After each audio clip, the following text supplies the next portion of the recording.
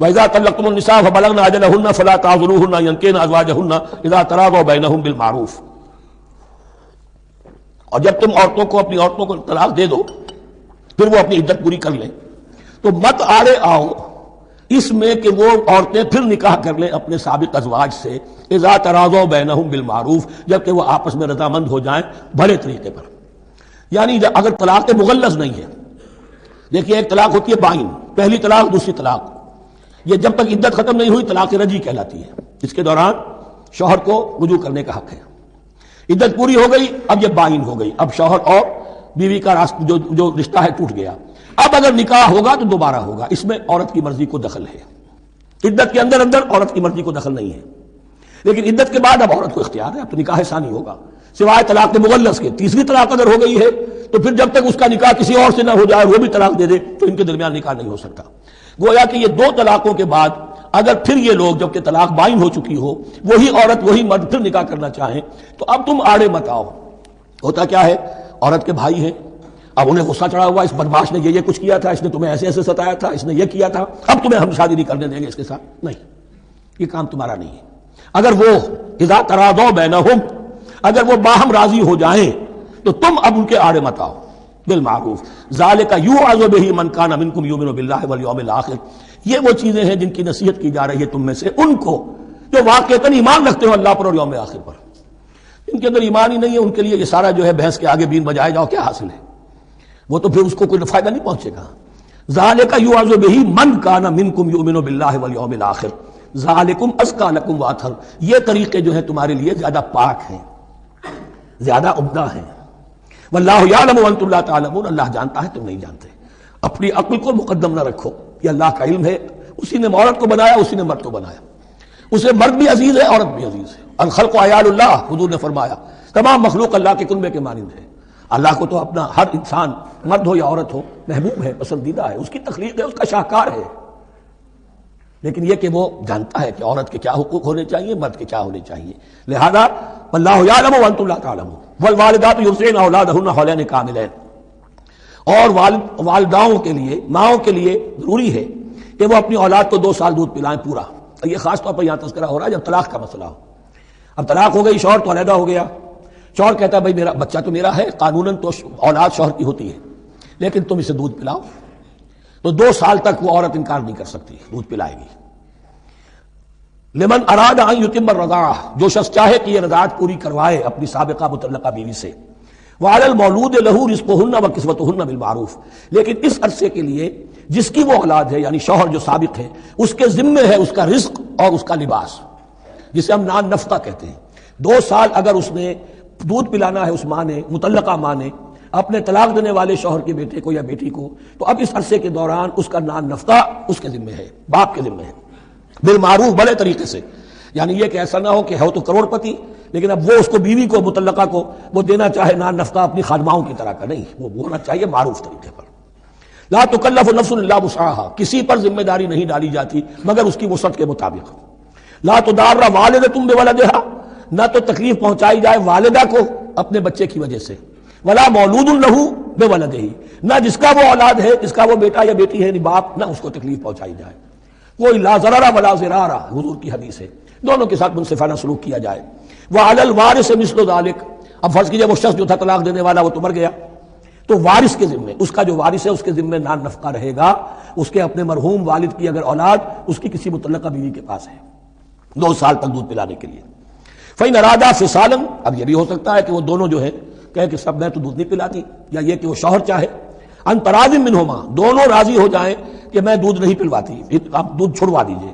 وتشاور، آپس میں رضامندی اور مشورے سے، فلا جناح علیہما، اس میں بھی کوئی حرج نہیں.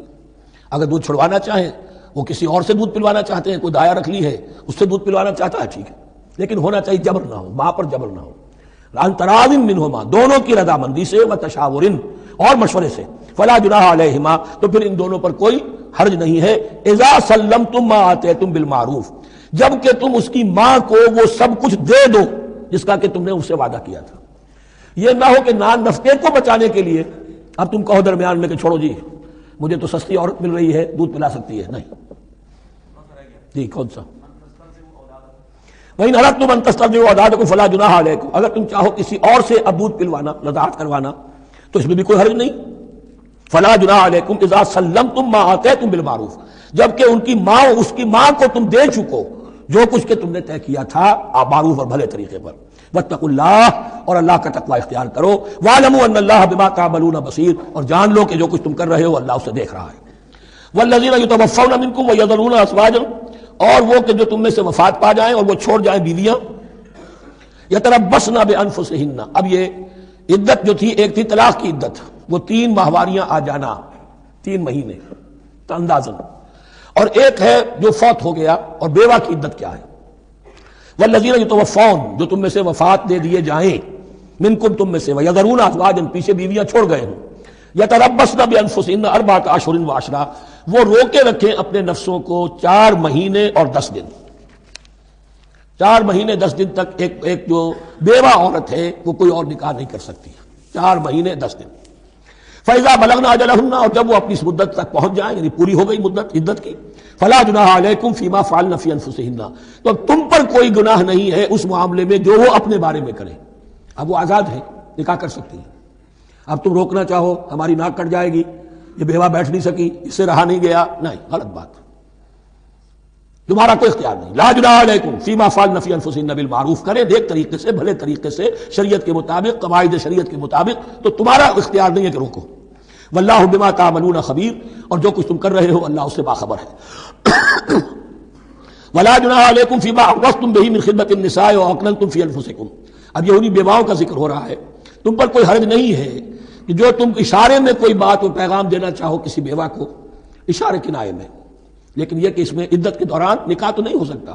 اشارے کنائے میں یہ کچھ بات کہی جا سکتی ہے کہ مجھے دلچسپی ہے، شاید میں کوئی بھی طریقہ اختیار کیا جائے. او اکننتم فی انفسکم، یا اپنے دلوں میں چھپائے رکھو، تو اللہ کو کوئی اعتراض نہیں. اس میں یہ کہ ظاہر بات ہے کہ ایک آدمی علم اللہ انکم ستذکرونہن، اللہ کے علم میں ہے تمہیں ان کا خیال تو آئے گا ہی. آخر یہ عورت تھی، بیوہ ہو گئی ہے، اب میں اس سے شادی کر سکتا ہوں، آپ کو رغبت ہے اس کی طرف نکاح کی، تو اب کوئی آدمی سوچے میرے دل میں خیال آ رہا ہے بیوہ کے بارے میں، میں تو گناہ گار ہو گیا، میرا دل گناہ گار ہو گیا. نہیں، یہ قانون فطرت ہے. علم اللہ انکم ستذکرونہن، اللہ کے علم میں ہے ان کا خیال تو تمہیں آئے گا ہی. ولکن لا تواعدوہن سرا، لیکن ایسا نہ کرو کہ ان سے معاہدہ کر لو خفیہ خفیہ، طے ہو جائے، بات پکی ہو جائے. سرا الا ان تقولوا قولا معروفا، سوائے اس کے کہ کوئی معروف بات کہہ دی جائے جس سے انہیں اشارہ مل جائے، بس.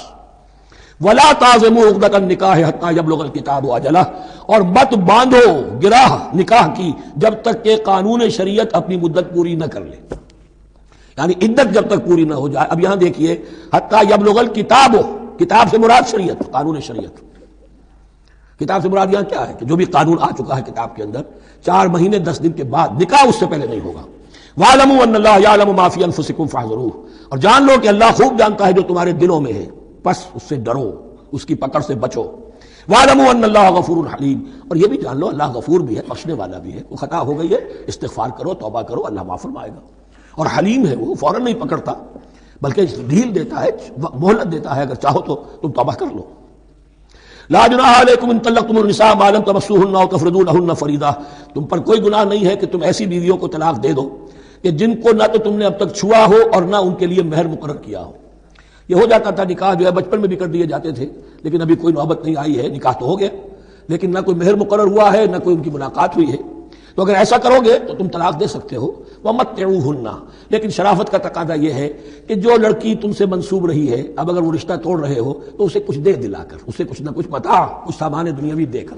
مَتِّعُوهُنَّ عَلَى الْمُوسِعِ قَدَرُهُ وَعَلَى الْمُقْتِرِ قَدَرُهُ، جو وسعت والا ہے، جس کو کشائش حاصل ہے، غنی ہے، وہ اپنی حیثیت کے مطابق، اور جو تنگدست ہے وہ اپنی حیثیت کے مطابق. متاع بالمعروف، اور یہ ساز و سامان دینا جو ہے یہ بھی بھلے انداز میں ہو، ایسا نہ ہو جو خیرات دی جا رہی ہو. حقا علی المحسنین، یہ حق ہے محسنین پر، یہ سمجھے کہ ہم پر اللہ تعالیٰ کی طرف سے عائد کردہ یہ ذمہ داری ہے. وَإِن طَلَّقْتُمُوهُنَّ مِن قَبْلِ أَن تَمَسُّوهُنَّ وَقَدْ فَرَضْتُمْ لَهُنَّ فَرِيضَةً، اور اگر دوسری شکل یہ ہے کہ تم نے طلاق دی ایسی بیوی کو کہ جس کو تم نے چھوا تو نہیں ہے لیکن مہر مقرر ہو چکا تھا، فَنِصْفُ مَا فَرَضْتُمْ، تو اب آدھا مہر جو ہے جو تم نے فرض کیا تھا، جو طے کیا تھا، اس کا آدھا تو تمہیں دینا ہی دینا ہے.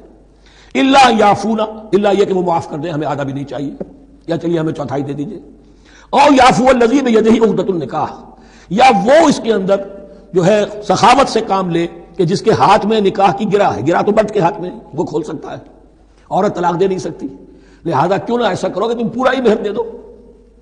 فرمایا وان تعفو، اگر تم درگزر کرو اور زیادہ دو، اقرب للتقوی، یہ تقوی سے قریب تر ہے، ولا تنسبوا الفضل بینکم، اپنے مابین احسان کرنا مت بھولو، اور اپنے مابین جو فضیلت اللہ نے تمہیں دی ہے عورتوں پر اس کو مت بھولو۔